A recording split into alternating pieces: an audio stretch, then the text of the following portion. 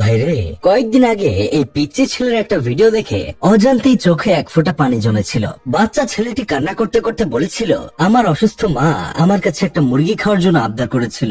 আমি মুরগির টাকা জোগাড় করার জন্য মানুষের হাত পা ধরেছি। এক স্যারের কাছে 100 টাকা চেয়েছিলাম বলে উনি আমাকে ছেলেটি মাদ্রাসায় পড়াশোনা করে। বাবা অনেক আগেই তাদের ফেলে চলে গেছে। ছেলের কথা চিন্তা করে মা দ্বিতীয় বিয়ে করেনি। এখন মায়ের অসুস্থতার জন্য ছেলেটি রাস্তায় নেমেছে। এই ভিডিও দেখে খুব আফসোস করে বলেছিলাম, কি এক আজব দেশে বাস করি যেখানে কিনা মায়ের মুরগি খাওয়ার আবদার মেটানো যায় না। কে জানতো এই বাচ্চা ছেলে পুরো জাতিকে মুরগি বানিয়ে ছেড়ে দিবে। এইটুকু একটা বাচ্চা পুরো বাঙালির আবেগের উপর এক পা উঁচু করে দিল। খোঁজ নিয়ে জানা যায় ছেলেটির বাবা আছেন, পেশায় উনি একজন রিক্সা চালক, আর তার মা সুস্থ।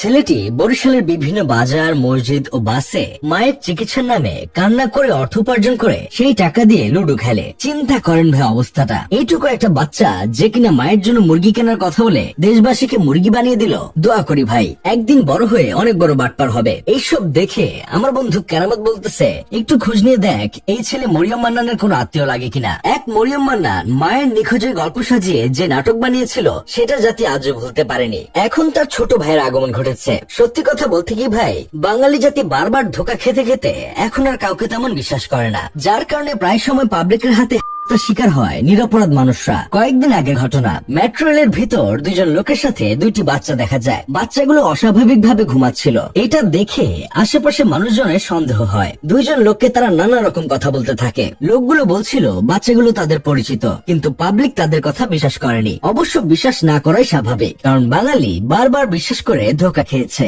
মানুষ কোনো সত্যতা যাচাই না করে সে ভিডিও উল্টাপাল্টা ক্যাপশন দিয়ে অনলাইনে ছেড়ে দিয়েছে। তখন ভিডিওর কমেন্টে একজন বলেছিল, এই বাচ্চা দুইজন ফ্যান্টাসি সিডিও চাইল্ড ডেভেলপমেন্ট ইউনিটে প্রতিদিন থেরাপি নিতে আসে। তারা ডেভেলপমেন্টাল ডিলে বাচ্চা, যেটার মানে হচ্ছে তাদের স্বাভাবিক বয়সের তুলনায় তাদের মানসিক বয়সটা কম। থেরাপি শেষে তারা ক্লান্ত হয়ে ঘুমিয়ে গিয়েছে মেট্রোতেই। বাচ্চা দুটির সাথে তার বাবা মা প্রতিদিন আসে। গতকাল না আসতে পারার জন্য তাদের কেয়ারটেকার এবং ড্রাইভার দিয়ে পাঠিয়েছে, এবং তারা বাচ্চাদের যথেষ্ট ভালোবাসে এবং দেখভাল করে। কিন্তু শুধুমাত্র তাদের গেটআপের সাথে বাচ্চাদের গেটআপের মিল না থাকায় তাদের এভাবে হতে হলো, যেটা খুবই লজ্জাজনক এবং তাদের জন্য অপমানজনক। পরে খোঁজ নিয়ে জানা যায় ঘটনা আসলে সত্য।